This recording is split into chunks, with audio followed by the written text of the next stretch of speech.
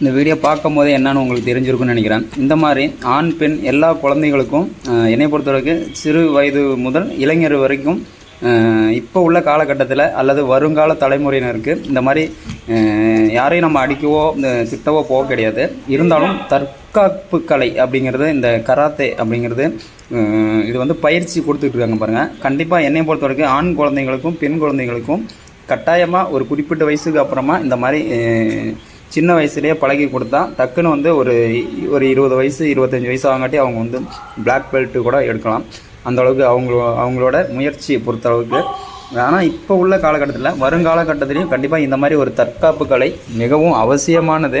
கண்டிப்பாக ஆண் குழந்தை பெண் குழந்தை இவங்களுக்கெல்லாம் வந்து கண்டிப்பாக சொல்லி தந்தால் நல்லாயிருக்கும் அப்படிங்கிற மாதிரி தான் என்னுடைய கணிப்பு. இந்த கராத்தாவோட பேர் வந்து பார்த்திங்கன்னா இது வந்து சோட்டாகான் கராத்தே. இது வந்து இந்தியா லெவலில் வந்து டூர்னமெண்ட்டை வச்சு ஜெயிச்சிருக்காங்க, மெடலும் வாங்கியிருக்காங்க.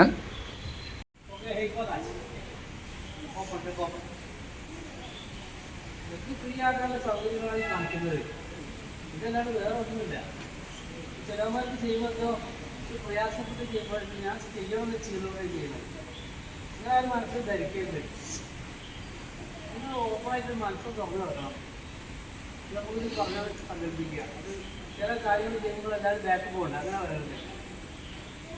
ഇത് ചെയ്യണേ, പ്രസ് ചെയ്യാം.